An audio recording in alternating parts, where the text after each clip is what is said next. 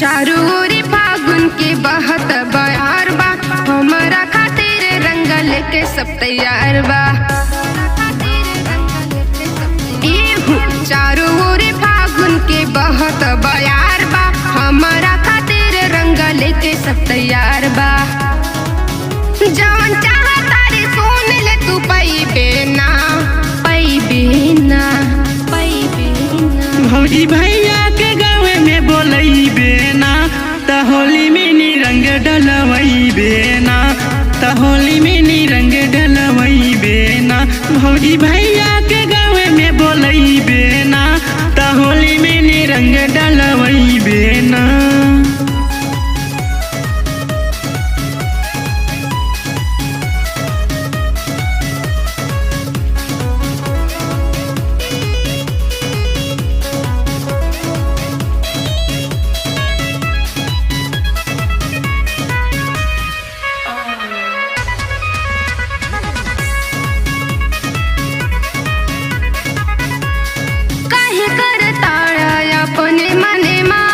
भीतरी ले जाई त छोड़ देबू पानी।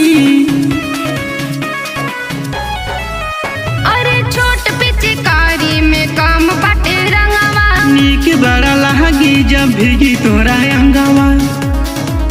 सारा देहिया हमार लसलसैबे ना, नसैबे ना। भौजी भैया के गाँव में बोलैबे ना, त होली में नी रंग डलवैबे ना, त होली में नी रंग डलवैबे ना। भौजी भैया के गाँव में बोलैबे ना, त होली में नी रंग डलवैबे ना।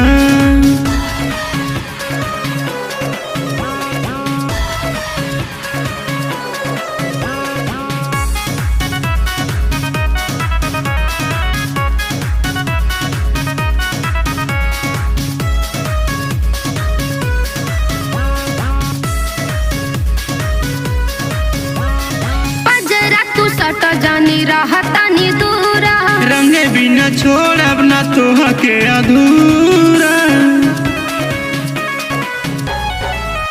अरे नीरज बिंदास के बोलाइब ना घर में, धसल बाड़ू भौजी तू हमारा नजर में। देखी मौका ते फायदा उठैबे ना, उठैबे ना। भौजी भैया के गाँव में बोलैबे ना, त होली में नी रंग डलवैबे ना, त होली में नी रंग डलवैबे ना। भौजी भैया